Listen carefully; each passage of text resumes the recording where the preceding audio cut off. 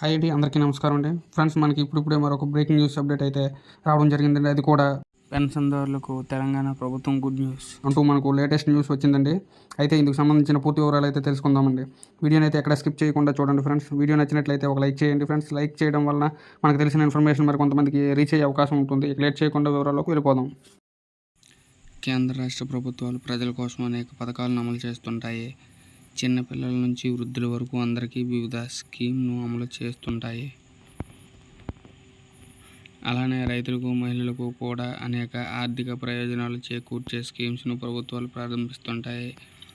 ఇది ఇలా ఉంటే వృద్ధులకు రాష్ట్ర ప్రభుత్వాలు పెన్షన్ ఇస్తున్న సంగతి తెలిసిందే. ఒక్కొక్క రాష్ట్రం ఒక్కొక్క విధంగా వృద్ధులకు నగదు చెల్లిస్తుంది.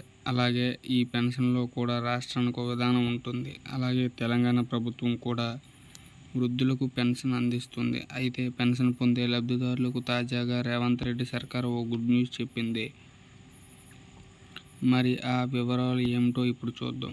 ప్రస్తుతం తెలంగాణలో 60 ఏళ్లు పైబడిన వారికి పెన్షన్ను అందిస్తున్నారు.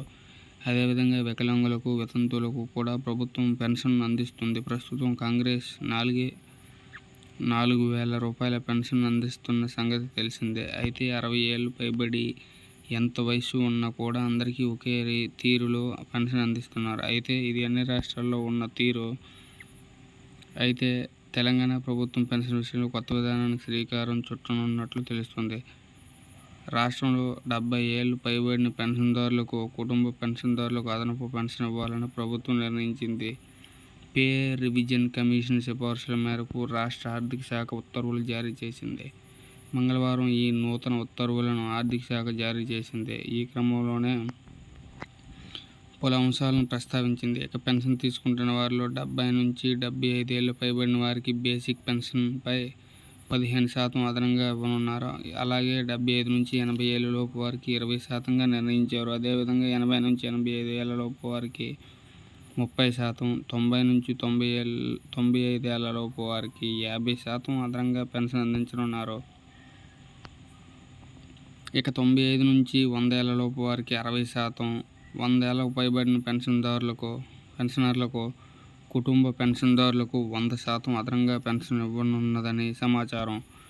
మొత్తంగా ఇది పెన్షన్దారులకు గుడ్ న్యూస్ అనే చెప్పాలి. ఇప్పటికే తెలంగాణ ప్రభుత్వం అనేక సంక్షేమ పథకాలను అమలు చేస్తుంది. ముఖ్యంగా మహిళలకు ఉచిత బస్సు ప్రయాణం, గ్యాస్ సిలిండర్, 200 యూనిట్ల విద్యుత్తును అందిస్తున్నారు.